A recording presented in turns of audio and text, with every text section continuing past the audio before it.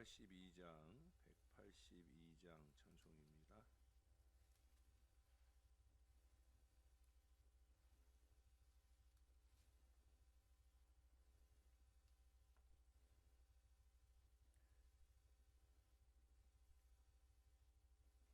강물같이 흐르는 기쁨 성령 강림함이라.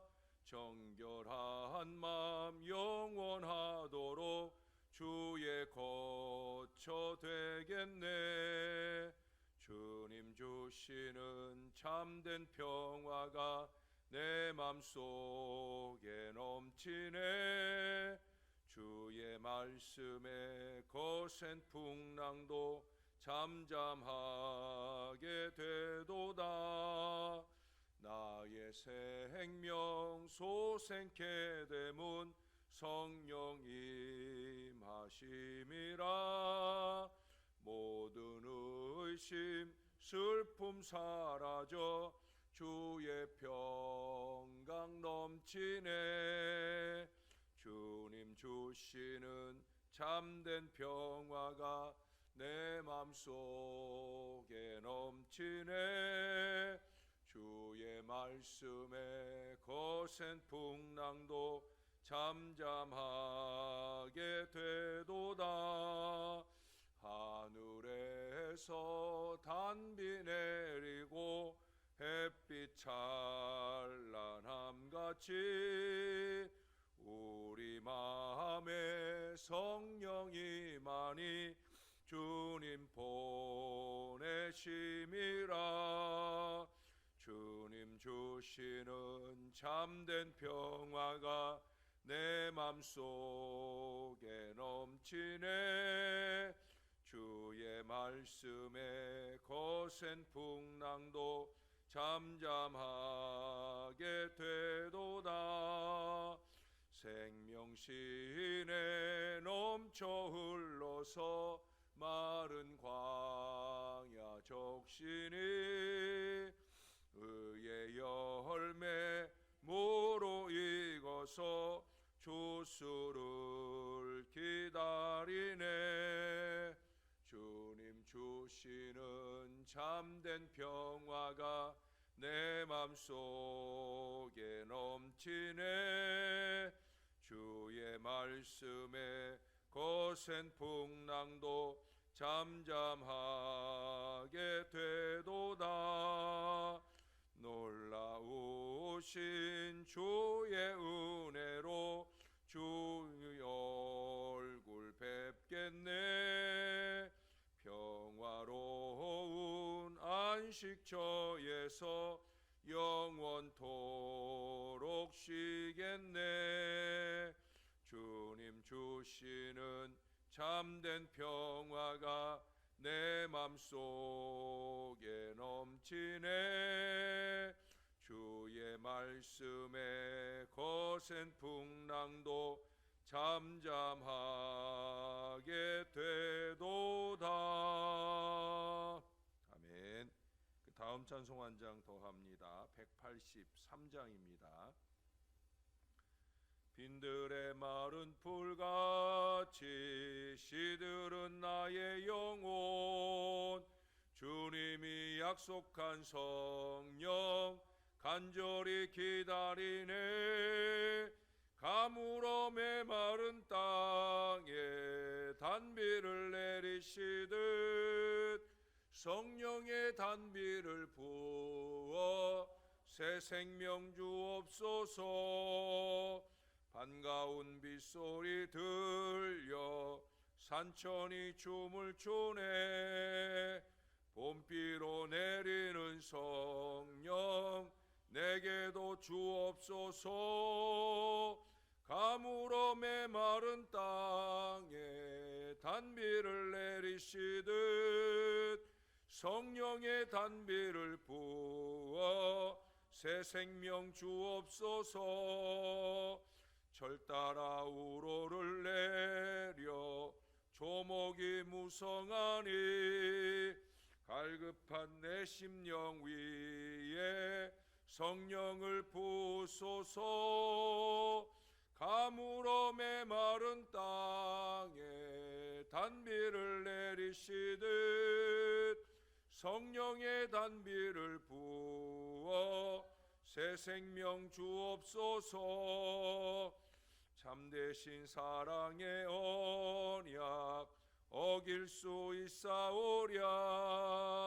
오늘의 흡족한 은혜 주실 줄 믿습니다.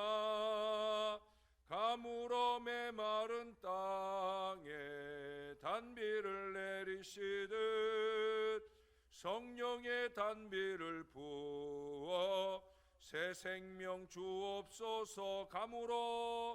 가물어 메마른 땅에 단비를 내리시듯 성령의 단비를 부어 새 생명 주옵소서. 아멘.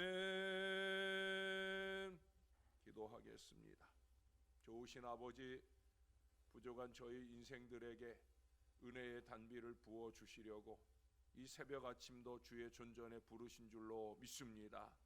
주님의 말씀을 받으며 그 말씀으로 우리 안에 더럽고 악한 것들을 씻어내도록, 게을르고 나태한 것들을 씻어내도록 더욱더 영적으로 신령하게 깨어서 주님 은혜 안에 거하며 사는 하나님 백성들 되게 하시고, 우리가 주 앞에 맡은 바 사명 안에 늘 깨어있는 신실한 주의 자녀들 될 수 있도록 저희를 붙들어 주시고 은혜 베풀어 주시옵소서. 감사합니다. 예수님 이름으로 기도합니다. 아멘. 오늘은 에스겔 32장으로 가겠습니다. 32장, 오늘은 1절에서 16절까지가 본문인데요. 오늘은 뒷부분을 좀 읽겠습니다. 11절에서 16절까지 이 시간 상고하도록 하겠습니다. 11절입니다. 주 여호와께서 이같이 말씀하셨느니라. 바벨론 왕의 칼이 내게 오리로다. 나는 내 무리가 용사 곧 모든 나라의 무서운 자들의 칼에 엎드러지게 할 것이며, 그들이 애굽의 교만을 패하며 그 모든 무리를 멸하리로다. 내가 또 그 모든 짐승을 큰 물가에서 멸하리니 사람의 발이나 짐승의 굽이 다시는 그 물을 흐리지 못할 것이며, 그때 내가 그 물을 맑게 하여 그 강이 기름같이 흐르게 하리로다. 주 여호와의 말씀이니라. 내가 애굽 땅이 황폐하여 사막이 되게 하여 거기에 풍성한 것이 없게 할 것이며, 그 가운데의 모든 주민을 치리니 내가 여호와인 줄을 그들이 알리라. 이는 슬피 부를 노래이니 여러 나라 여자들이 이것을 슬피 부르며 애굽과 그 모든 무리를 위하여 이것을 슬피 부르리로다. 주 여호와의 말씀이니라. 아멘. 생물의 생존에 있어서 잠시라도 없어서는 안 될 요소의 하나로 물을 꼽을 수 있습니다.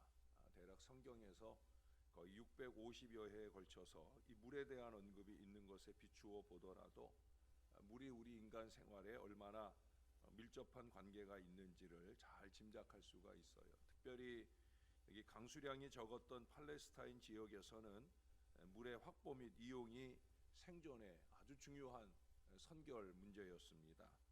그래서 구약 성경에 흔히 등장하는 우물을 둘러싼 부족 간의 전투도 바로 이 같은 이유 때문에 일어났어요.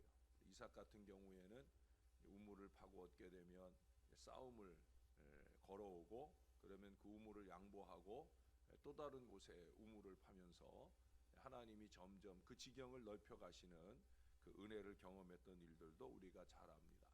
근데 오늘 본문에서 보시면 애굽의 멸망이 이 물에 비유되고 있어요. 다시 말해서 혼탁해진 강물을 맑게 하여 다시 흐르게 하시는 하나님의 역사를 말씀합니다. 그렇다고 하면 어떤 과정을 통해 이 물이 다시 맑아졌겠으며 그 속에 담긴 영적인 교훈은 무엇이겠느냐 하는 거예요. 먼저 말씀드릴 수 있는 것은 물을 혼탁하게 하는 존재가 있었다는 거죠. 2절 하반절에서도 보시면 바닷 가운데에 큰 악어라 강에서 뛰어 일어나 발로 물을 휘저 그 강을 더럽혔도다. 강을 더럽히는 큰 악어가 있다는 거예요. 자기의 자리는 바다에서 살아야 되는데 강에 와가지고 강을 더럽게 한다. 그 다음 오늘 읽었던 13절에도 그 말씀이 나오죠. 여기 보면 사람의 발, 짐승의 굽이 나오는데 하반절을 계속해서 보면 유추해 볼 수 있는 게 뭐냐? 이것들 때문에 강물이 흐려지는 것을 알 수가 있습니다. 그래서 13절에 큰 물, 또 14절에 강, 이것은 공이 애굽의 나일강을 의미합니다. 그러므로 사람 또는 짐승은 나일강 곧 애굽을 더럽힌 종교 지도자들 및 불의한 권력자들을 말한다고 볼 수 있겠습니다. 그들은 자신의 권력을 이용해서 재물을 착취하고 백성들을 압제하였습니다. 자기들만 그러고 마는 게 아니라 국제 간의 평화를 깨트리기도 했다는 거예요. 어쨌든 인류 역사를 되돌아볼 때 좁게는 일국을 도탄에 빠뜨리는 악한 지도자가 끊이지 않고 출현해 왔으며 넓게는 인류 공동체의 화해와 단결을 저해하는 그런 사람들이 끊임없이 등장해 왔다는 거예요. 이 같은 인물들로 인해서 선량한 대다수의 사람들은 불안과 공포의 날을 보내며 심지어는 기본적인 생존권까지 박탈당하는 그런 형국에 처하게 되어집니다. 멀리 갈 필요 없이 가까운 역사만 봐도 그렇습니다. 세계 2차 대전은 히틀러나 무솔리니 같은 이 군국주의 열병에 도취된 자들에 의해 저질러졌고요. 오늘날 여기 미얀마를 국민 학살의 장으로 만들고 있는 이 군사 쿠데타도 모두가 이해관계를 달리하는 이 군부 지도자들의 정치적 야욕 때문에 발생한 것을 우리가 잘 압니다. 실로 이 같은 자들은 자기의 몸짓 하나로 물을 흐리게 만드는 미꾸라지와 같은 존재들입니다. 어느 공동체든지 이런 존재들이 있어요. 심지어 영적이어야 할 신령한 공동체여야 할 교회 안에도 이런 미꾸라지들이 항상 존재한다는 거예요. 안타까운 일이 아닐 수 없지요. 한편 이 같은 존재는 그런 점에서 영적인 세계에도 동일하게 나타납니다. 그는 곧 하나님의 나라와 그 질서에 대적하는 사탄인 것이죠. 하나님을 대적할 뿐 아니라 우리 인류를 자기의 포박으로 묶어서 지배하고자 하는 것이 그의 본성입니다. 그래서 주님의 몸된 제단까지도 틈타 들어오게 되는 거죠. 하나님의 나라, 하나님의 생수의 강은 태초로부터 지금까지 지속적으로 이 사탄의 이 같은 획책에 의해 위협받고 더럽혀져 왔었습니다. 여러분, 우리가 정신을 바짝 차려야 합니다. 평화로운 우리의 가정과 교회를 불화와 불안으로 흐트러뜨리려는 이 사단의 괴계에 넘어가지 않도록, 더 나아가서 그 사단의 앞잡이가 되지 않도록 더욱더 정신을 바짝 차리는 신앙생활을 해야 된다는 거예요. 우리가 새벽에 첫 시간을 주님 앞에 드리는 가장 큰 이유는 뭐냐? 오늘 하루를 우리가 그런 은혜 가운데 잘 살아내기를 바라는 그 마음에서 이 첫 시간을 드리는 거예요. 첫 시간부터 사단에 넘어가는 어리석은 마음이 절대 우리 안에 틈타면 안 된다는 거예요. 자, 그런데 이러한 악한 존재를 파멸시키는 분이 계십니다. 여기 오늘 본문 13절 하반절에 보면 물을 흐리던 모든 짐승들이 그 물가에서 완전히 멸망당하고 있어요. 다시는 그 물을 흐리는 일들을 못하게 될 만큼 철저하게 막으신다는 거예요. 하나님의 뜻대로 이들을 멸할 자는 11절에 보니까 바벨론 왕의 칼 이렇게 표현했고요. 12절은 다시 그것을 무서운 자들의 칼이라고 말씀하고 있어요. 결국 애굽이 바벨론 군대에 의해서 멸망당하게 될 사실을 말씀하는 거죠. 그들의 멸망을 통해서 혼탁해진 강물은 다시 원래의 맑은 상태로 돌아갈 것입니다. 이는 권력을 남용하여 백성들을 착취했던 지도자들이 제거될 것을 의미합니다. 공동체를 불안과 불화로 힘들게 했던 모든 일들을 다 우리 하나님께서 잠재워 주신다는 거예요. 언제 어느 때고 인간은 더럽고 추한 모습을 역사 속에 남겨왔습니다. 때로 일 개인의 영적인 광기로 또는 집단적인 명분으로 죄악이 끊임없이 자행되어 왔습니다. 그러나 여러분, 이 같은 굴절된 인간의 발자취 속에서 반드시 기억해야 할 모습이 있어요.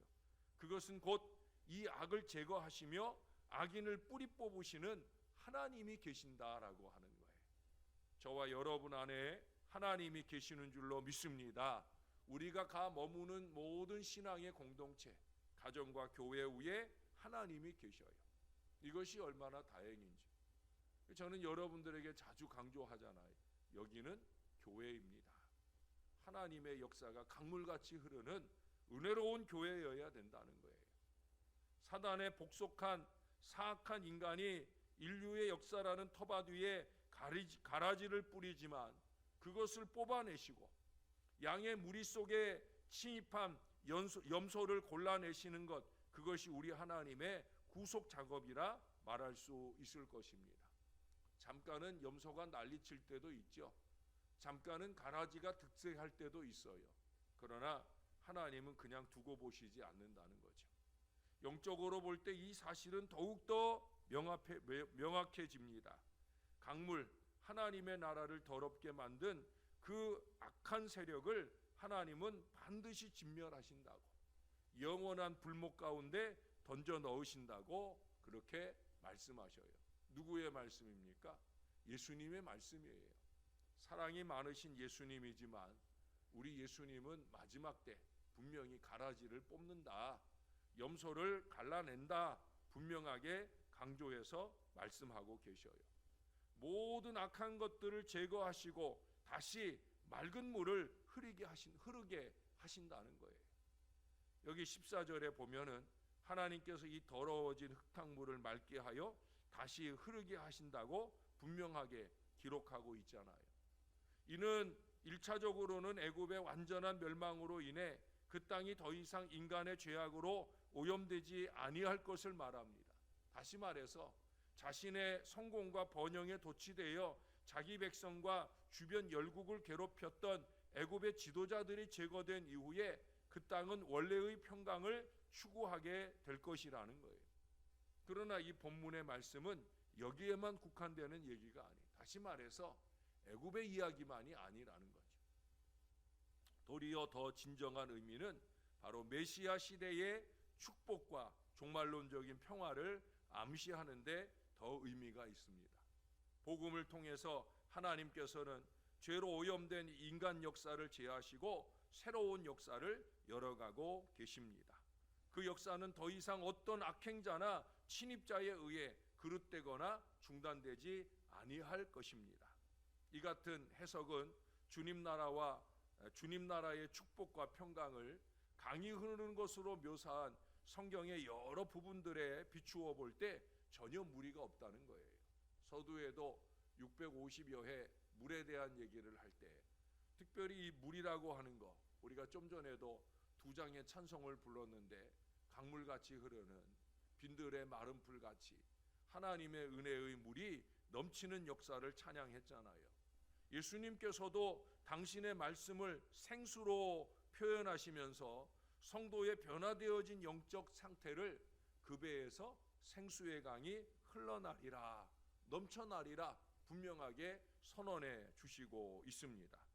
이렇게 볼 때 흐려진 강물이 다시 맑은 강물이 되어 흐르는 이 전 과정은 순전히 우리 하나님의 단독 사역에 의한 것이며 또한 그 하나님의 손안에 쓰임받는 저와 여러분들의 동역을 통해 이루어질 수 있다라고 하는 거예요. 하나님만이 죄악과 사망으로 썩어져간 이 강물을 생수로 바꾸어 주실 수 있는 분입니다. 그래서 우리는 하나님의 이름을 부르러 이 아침 주님 앞에 왔어요. 그분이 인간의 모습으로 오사 십자가에 달리심으로 이 일이 가능하게 되었기에 우리는 십자가를 바라보며 신앙하고 있어요. 우리가 할 일은 뭐냐? 그 물가에 뿌리를 박으며 때를 따라 열매를 많이 맺어가는 거예요. 이제는 물가에 심어진 나무답게 악인들의 꾀를 따르지 아니하고 죄인들의 길에 서지 아니하며 오만한 자들의 자리에 앉지 아니하고 하나님의 말씀을 즐거워하고 주야로 그 말씀을 묵상하며 생수 같은 그 말씀대로 열심 있게 살아내는 저와 여러분들이 되어야 된다는 거예요. 하나님은 생수의 강, 은혜의 강, 이 강물을 흐르게 하시려고 아들을 죽음에 내어주면서까지 이 흙탕물을 맑은 물로 만드신 하나님이셔요. 사랑하는 여러분, 주님으로부터 발원하여 만국을 적시는 이 평화의 강, 우리는 끊임없이 그 은혜의 강에 깊이 젖어 사는 하나님의 사람들이 되어야 할 것입니다. 제가 전에 섬기던 교회가 건축을 하면서 우물을 팠어요. 우물을 바로 물길이 어디 있는가 이렇게 찾아보고는 땅을 깊이 파가지고 거기에 수중 모타를, 그 물들이 있는 곳에 모타를 내렸어요.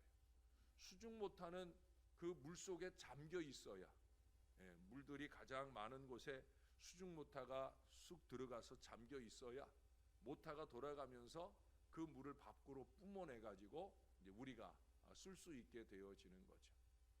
저는 교회는 수중 모타와 같은 존재라 생각이 들어요. 교회가 은혜 속에 잠기지 않으면 절대 세계 선교의 위대한 역사를 발휘하지 못해요. 은혜 없는 인생들은 선교할 줄 몰라요.